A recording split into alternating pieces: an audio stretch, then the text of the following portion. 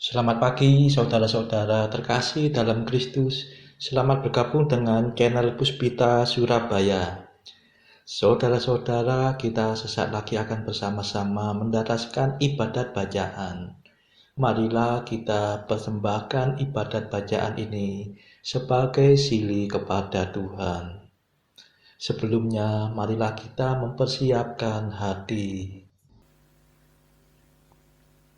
Ibadat bacaan hari Sabtu 7 Februari 2026, Pekan Biasa keempat, Ofisi Pekan keempat, Hari Biasa. Pembukaan. Ya Tuhan, sudilah membuka hatiku, supaya mulutku mewartakan pujian-Mu. Mazmur 94. Hendaknya kamu saling menasehati selama masih dapat dikatakan hari ini. Marilah mendengarkan suara Tuhan, supaya kita beristirahat bersama Allah. Marilah kita bernyanyi bagi Tuhan, bersorak-sorai bagi penyelamat kita, menghadap wajahnya dengan lagu syukur, menghormatinya dengan pujian. Marilah mendengarkan suara Tuhan, supaya kita beristirahat bersama Allah. Tuhanlah Allah yang agung, merajai segala dewa.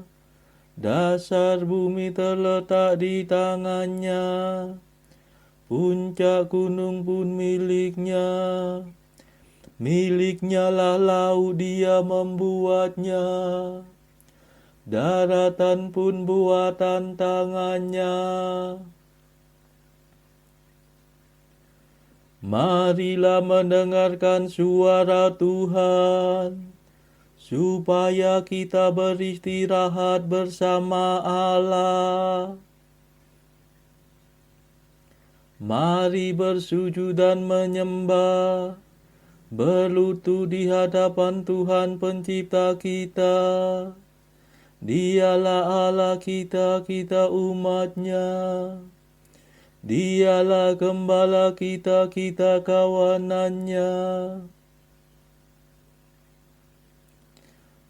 Marilah mendengarkan suara Tuhan, supaya kita beristirahat bersama Allah.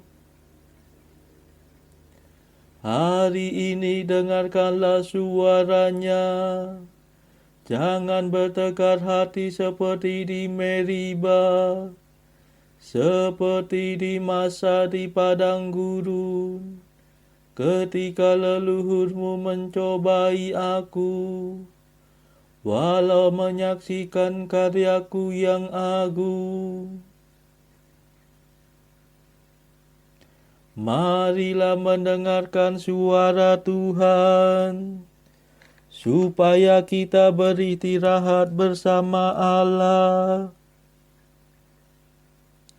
40 tahun aku muak akan mereka itu. Maka aku berkata, umat ini tersesat hatinya. Mereka tidak mengerti maksud bimbinganku. Sebab itu aku bersumpah dalam murkaku, mereka takkan beristirahat bersama aku. Marilah mendengarkan suara Tuhan, supaya kita beristirahat bersama Allah. Kemuliaan kepada Bapa dan Putera dan Roh Kudus, seperti pada permulaan, sekarang, selalu, dan sepanjang segala abad. Amin.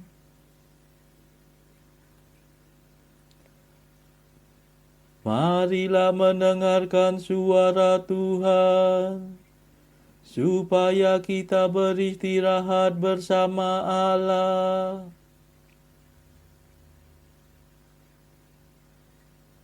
Mada. Allah yang kekal abadi, yang memberikan Roh Suci kepada umat beriman, kami mohon perlindungan.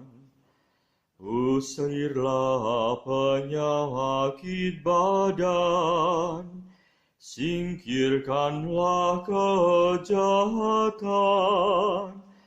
tolonglah kami bertahan dalam menghayati iman. Hidup kami lahir batin, semoga sungguh terjamin berkat kasih setiamu yang tetap teguh selalu. Kabulkanlah doa kami, ya Bapa yang baik hati, berkat jasa Yesus Kristus yang mencurahkan Roh Kudus. Amin.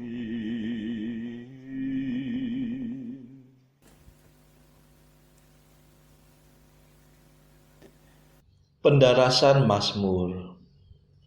Tuhan memanggil langit dan bumi untuk mengadili umat-Nya. Mazmur 49. Kebaktian sejati kepada Tuhan. Aku datang bukannya untuk membatalkan hukum Taurat, melainkan untuk menyempurnakannya. Tuhanlah Allah segala dewata. Firman-Nya memanggil bumi dari timur sampai ke barat. Allah bersinar dari Sion, kota yang terindah. Allah kita datang dan tidak akan diam. Api menjilat di hadapan-Nya. Badai yang dahsyat melingkunginya. Ia memanggil langit dan bumi untuk mengadili umat-Nya. Himpunkanlah di hadapanku semua kekasihku, yang mengikat perjanjian dengan daku dalam darah kurban sembelihan. Semoga langit mewartakan tuntutan Allah yang tepat, sebab Dialah Allah yang adil. Kemuliaan kepada Bapa dan Putera dan Roh Kudus, seperti pada permulaan, sekarang, selalu, dan sepanjang segala abad. Amin. Tuhan memanggil langit dan bumi untuk mengadili umat-Nya.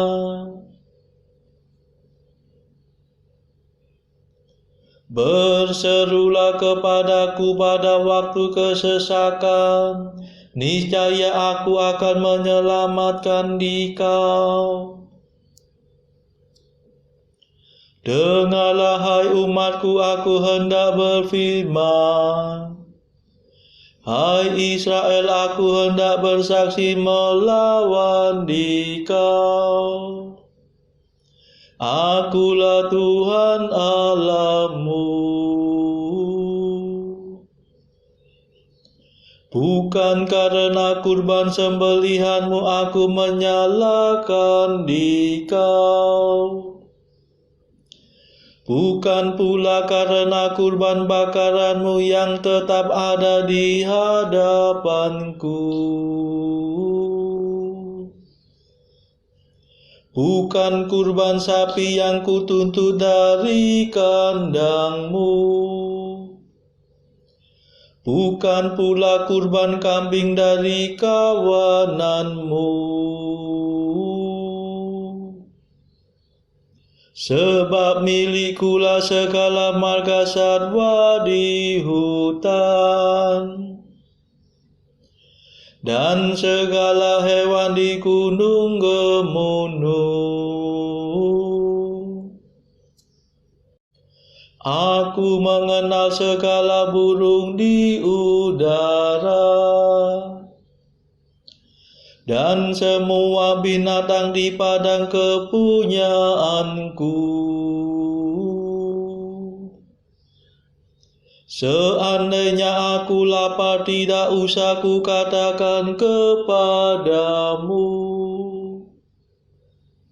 sebab milikulah dunia dan segala isinya.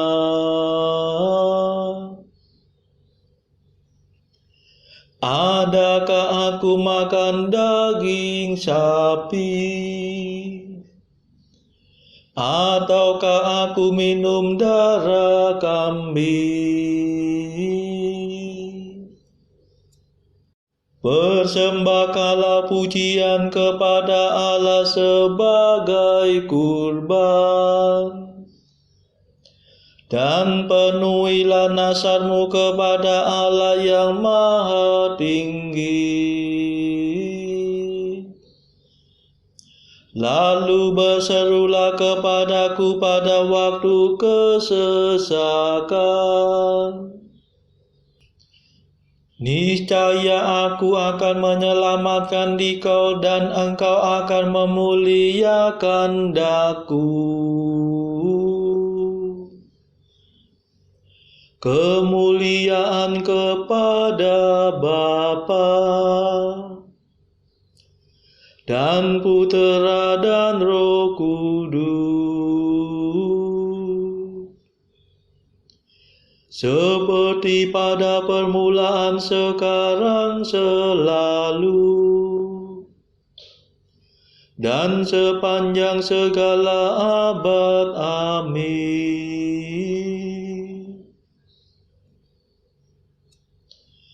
Berserulah kepadaku pada waktu kesesakan, niscaya aku akan menyelamatkan dikau.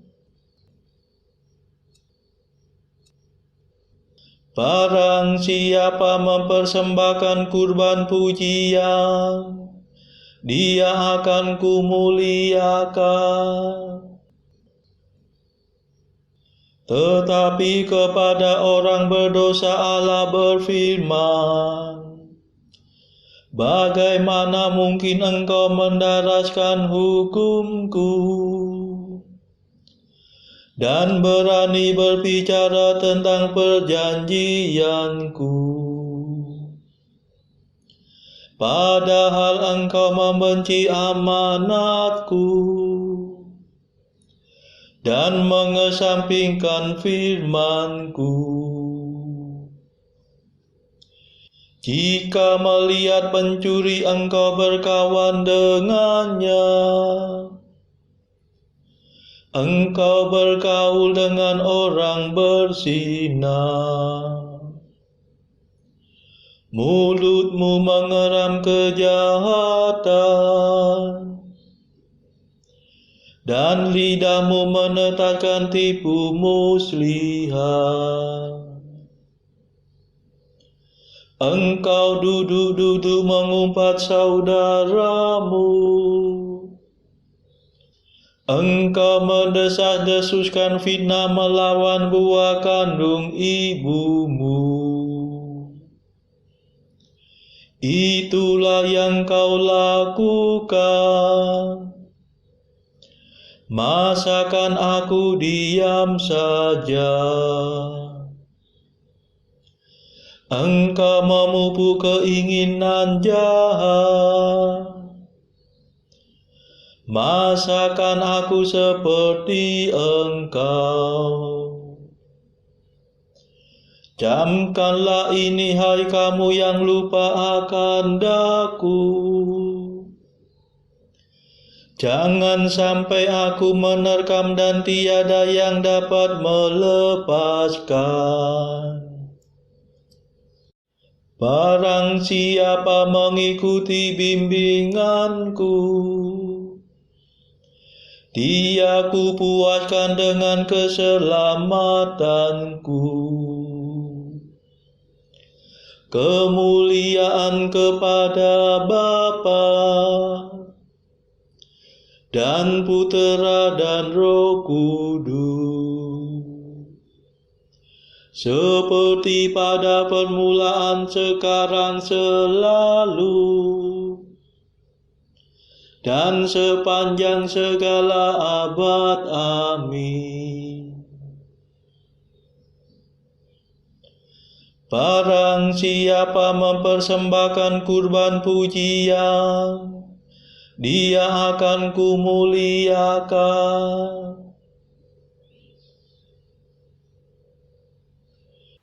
Bacaan dari kitab Kejadian bab 37 ayat 2 sampai 4 dilanjutkan dengan ayat 12 sampai 36. Inilah riwayat keturunan Yakub. Yusuf tatkala berumur 17 tahun, jadi masih muda, biasa mengembalakan kambing domba bersama-sama dengan saudara-saudaranya, anak-anak Bilha dan Silpa, kedua istri ayahnya. Dan Yusuf menyampaikan kepada ayahnya kabar tentang kejahatan saudara-saudaranya. Israel lebih mengasihi Yusuf dari semua anaknya yang lain, sebab Yusuf itulah anaknya yang lahir pada masa tuanya. Dan ia menyuruh membuat jubah yang maha indah bagi dia. Setelah dilihat oleh saudara-saudaranya bahwa ayahnya lebih mengasihi Yusuf dari semua saudaranya, maka bencilah mereka itu kepadanya dan tidak mau menyapanya dengan ramah. Pada suatu kali pergilah saudara-saudaranya mengembalakan kambing domba ayahnya dekat Sikem. Lalu Israel berkata kepada Yusuf, "Bukankah saudara-saudaramu mengembalakan kambing domba dekat Sikem? Marilah engkau kusuruh kepada mereka." Sahut Yusuf, "Ya Bapa." Kata Israel kepadanya, "Pergilah engkau melihat apakah baik keadaan saudara-saudaramu dan keadaan kambing domba, dan bawalah kabar tentang itu kepadaku." Lalu Yakub menyuruh dia dari lembah Hebron, dan Yusuf pun sampailah ke Sikem. Ketika Yusuf berjalan ke sana kemari di padang, bertemulah ia dengan seorang laki-laki yang bertanya kepadanya, "Apakah yang kau cari?" Sahutnya, "Aku mencari saudara-saudaraku. Tolonglah katakan kepadaku, di mana mereka mengembalakan kambing domba." Lalu kata orang itu, "Mereka telah berangkat dari sini, sebab telah kudengar mereka berkata, 'Marilah kita pergi ke Dotan.'" Maka Yusuf menyusul saudara-saudaranya itu, dan didapatinya lah mereka di Dotan. Dari jauh ia telah kelihatan kepada mereka, tetapi sebelum ia dekat pada mereka, mereka telah bermufakat mencari daya upaya untuk membunuhnya. Kata mereka seorang kepada yang lain, "Lihat, tukang mimpi kita itu datang. Sekarang marilah kita bunuh dia dan kita lemparkan ke dalam salah satu sumur ini. Lalu kita katakan, seekor binatang buas telah menerkamnya, dan kita akan lihat nanti bagaimana jadinya mimpinya itu." Ketika Ruben mendengar hal ini, ia ingin melepaskan Yusuf dari tangan mereka. Sebab itu katanya, "Janganlah kita bunuh dia." Lagi kata Ruben kepada mereka, "Janganlah tumpahkan darah, lemparkanlah dia ke dalam sumur yang ada di padang gurun ini, tetapi janganlah apa-apakan dia." Maksudnya hendak melepaskan Yusuf dari tangan mereka dan membawanya kembali kepada ayahnya. Baru saja Yusuf sampai kepada saudara-saudaranya, mereka pun menanggalkan jubah Yusuf, jubah maha indah yang dipakainya itu. Dan mereka membawa dia dan melemparkan dia ke dalam sumur. Sumur itu kosong, tidak berair. Kemudian duduklah mereka untuk makan. Ketika mereka mengangkat muka, kelihatanlah kepada mereka suatu kafilah orang Ismail datang dari Gilead dengan untanya yang membawa damar, balsam, dan damar ladan. Dalam perjalanannya mengangkut barang-barang itu ke Mesir. Lalu kata Yehuda kepada saudara-saudaranya itu, "Apakah untungnya kalau kita membunuh adik kita itu dan menyembunyikan darahnya? Marilah kita jual dia kepada orang Ismail ini, tetapi janganlah kita apa-apakan dia, karena ia saudara kita, darah daging kita." Dan saudara-saudaranya mendengarkan perkataannya itu. Ketika ada saudagar-saudagar Midian lewat, Yusuf diangkat ke atas dari dalam sumur itu, kemudian dijual kepada orang Ismail itu dengan harga 20 sikal perak. Lalu Yusuf dibawa mereka ke Mesir. Ketika Ruben kembali ke sumur itu, ternyata Yusuf tidak ada lagi di dalamnya. Lalu dikoyakkannyalah bajunya. Dan kembalilah ia kepada saudara-saudaranya. Katanya, "Anak itu tidak ada lagi. Kemanakah aku ini?" Kemudian mereka mengambil jubah Yusuf dan menyembelih seekor kambing. Lalu mencelupkan jubah itu ke dalam darahnya.